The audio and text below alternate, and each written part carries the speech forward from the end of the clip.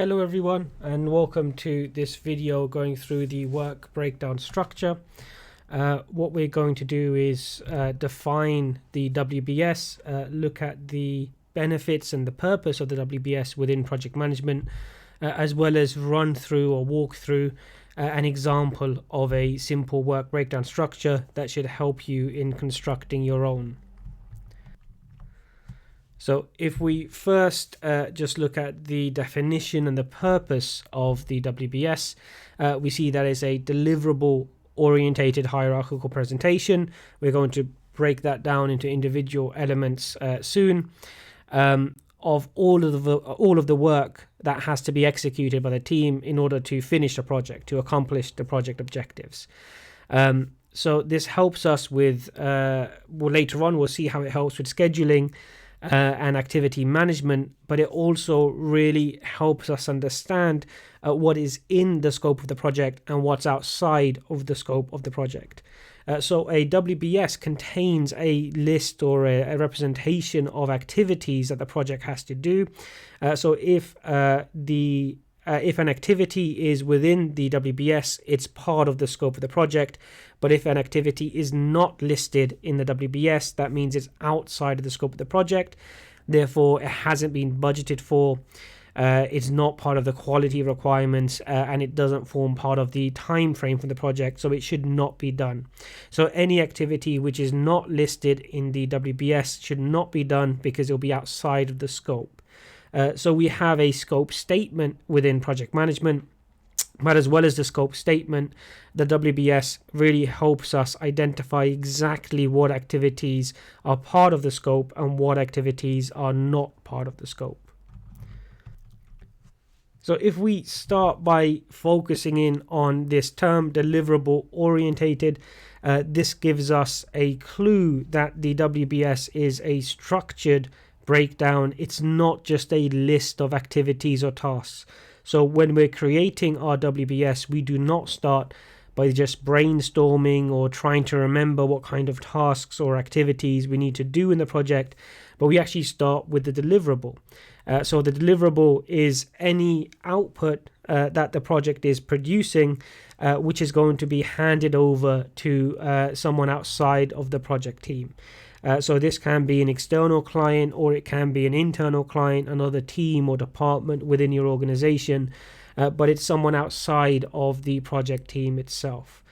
So there's lots of examples of deliverables that we can draw upon. So if your project is aimed at producing a prototype of a product, well, the physical prototype that you output in the project, that's going to be your deliverable. You're going to hand that over to someone outside of your project team. If your project doesn't involve something tangible being created, there may be other deliverables instead. So if your project is to renovate a particular room within your facility, then the room sufficiently renovated and with all of the elements complete, that's your deliverable. Then that can be handed over to the operations department or whoever's going to be using the room on a regular business as usual basis. So we can always identify either one or multiple deliverables. And that's where we're going to start with the work breakdown structure. We're going to work our way backwards. We're going to start with a deliverable and then work our way to identifying the individual activities needed to produce the deliverable. So this is the principle of deconstruction that the WBS really relies upon. So we're starting with the whole, and then we're progressively deconstructing or breaking it down into smaller and smaller units until we get to those individual activities. What we're not doing is just brainstorming or listing the smaller activities. We're going to go through this in a structured manner. So often what we do find is that when we have one large deliverable, the first step in breaking that deliverable down doesn't instantly lead to individual activities, but may lead to smaller sub-deliverables or other outputs. So this can be the first level of deconstruction. We take our overall deliverable and then we break it into smaller sub-deliverables or smaller units of output. But that's good, because what we're going to do is progressively deconstruct the deliverable. So we're going to expect to have multiple layers before we get to those individual activities that we're looking for. But with multiple layers, we are going to have a challenge in that we're going to start seeing multiple branches as well. So we see that if we deconstruct the deliverable here into 3 sub-deliverables, we now have 3 branches. And each of those sub-deliverables can be themselves deconstructed into smaller activities as well. So the first thing we're going to do is make sure that we keep each of those branches mutually exclusive. What we don't want to do is to see duplication.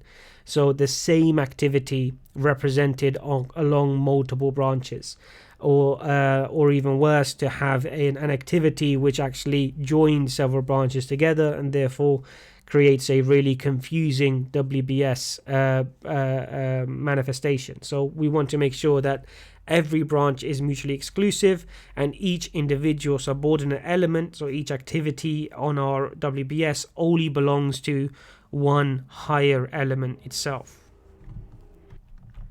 So as we go forward and further deconstruct and break down our sub-deliverables into individual activities, each of these activities should only belong to one higher element. So in this case, each of these 3 activities only belongs to one sub-deliverable. So we are going to keep these individual branches exclusive from the other branches.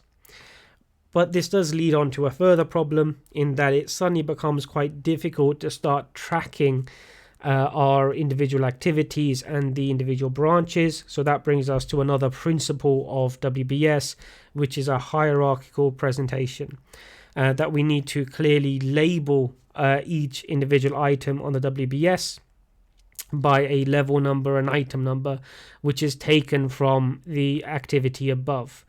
So you take the number for the preceding activity or the activity at one level above, and then add another item level, item number below. So that sounds a bit confusing, but in practice is relatively straightforward. So if we add hierarchical numbers to this, we see that 1.0 is our project deliverable, and that will remain the core of the work breakdown structure. We're deconstructing this project deliverable. If you have another project deliverable, so let's say that your project actually involves completely separate deliverables, in that case that should be 2.0 and form a separate WBS. But in this case, let's say we have one key deliverable, and that is our 1.0 item. Then we take the 1 number, bring that down to the next level, and add item numbers to all of those items as well. So our first sub-deliverable becomes 1.1, our second sub-deliverable becomes 1.2, our third sub-deliverable becomes 1.3. And then we carry that principle down further. So for the activity on the left, we can see that belongs to 1.1. So we take 1.1 and add another 1, because this is a new level, and then we get 1.1.1, and that's a distinct activity. If we're doing the second activity, the one in the middle, well, that belongs to 1.2, so then we add a 1 onto the end of that, and that becomes 1.2.1, and so on.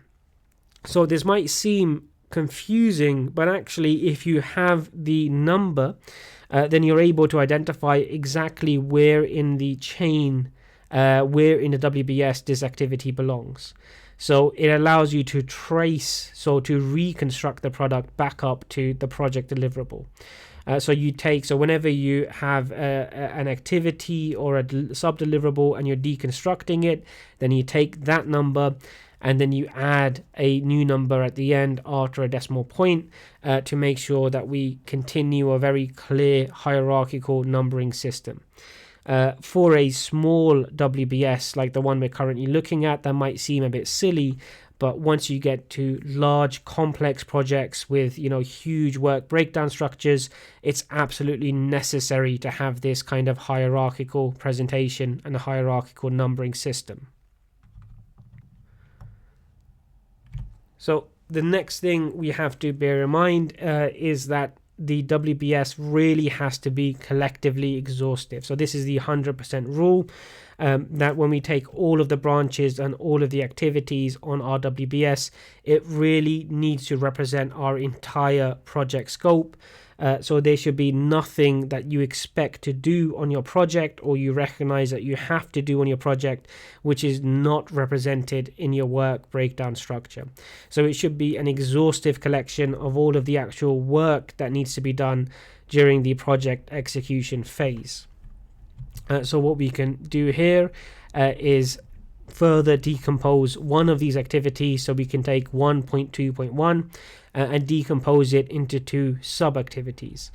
So keeping with our hierarchical numbering system, this becomes 1.2.1.1, which is the first sub-activity, and then 1.2.1.2, the second sub-activity. And then we can say, well, for the purposes of our example, we now have an exhaustive set of activities. These are all of the activities that need to be done for in our execution phase in order to produce the product deliverable. Because this example is a relatively simple example, we can look at a more complex example here. So this is a work breakdown structure for a new toy that's being produced, and you can see the first level of decomposition breaks down this deliverable into market research, product design, product development, product planning, marketing, and project management activities. So we've got a pretty comprehensive decomposition into smaller areas, and then you can see that it decomposes further into several sub-levels as well. So product design leads into 1.2.1, which is design, and then that leads into 1.2.1.1, research evaluation, and 1.2.1.2, the design document, both of which will, when you take them together, will achieve the design activity. And then if you take that along with concept models and design selection, that completes product design. So this is the kind of thing that you'd be looking to do for a WBS.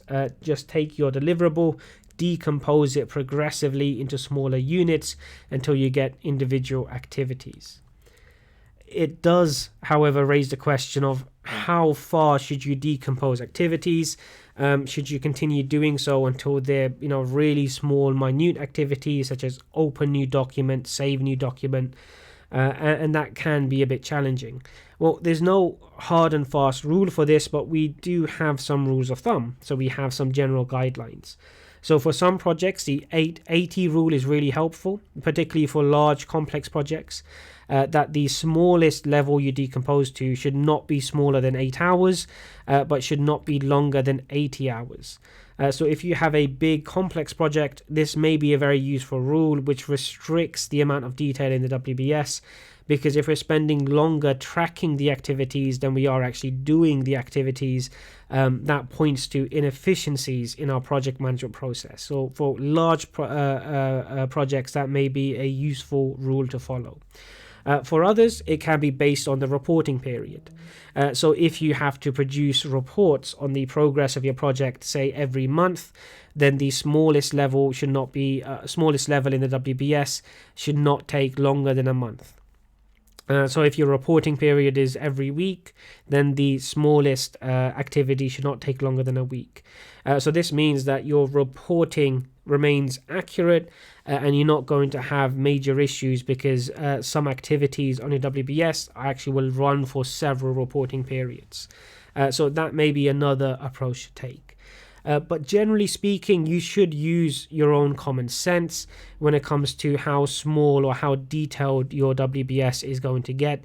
And it really does depend on how big and complex your project actually is.